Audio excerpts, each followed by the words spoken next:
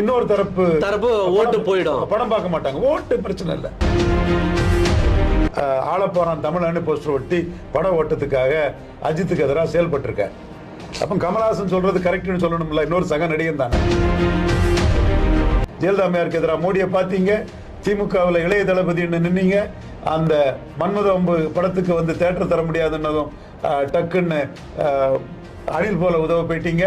அப்போ திமுக, அண்ணா திமுக, பாஜக, காங்கிரஸ், சம்பத் சிவாஜி மாதிரி எந்த கொள்கையும் இல்லாத பச்சோந்தி விஜய்னு சொல்லலாங்கிற அளவுக்கு அவர் போயிட்டார்.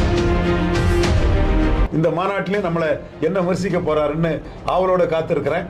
ஏன்னா நான் ஒரு டிக்ளரேஷன் கொடுத்துட்டேன். என்னன்னு, நீங்க களத்துக்குள்ள வந்து கண்டஸ்ட் பண்ணா 30,000 ஓட்டுல விஜய் ப்ரோ உங்களை தோக்கடிப்போம் ப்ரோன்ட்டேன். நீங்க எந்த தொகுதியில் நின்னாலும் தோக்கடிச்சு காட்டுவேன். அதற்கான வேலையெல்லாம் நீங்க எப்படி ஓட்டர்ஸை ஏமாத்துவீங்களோ அதை ஏமாற்ற முடியாத அளவுக்கு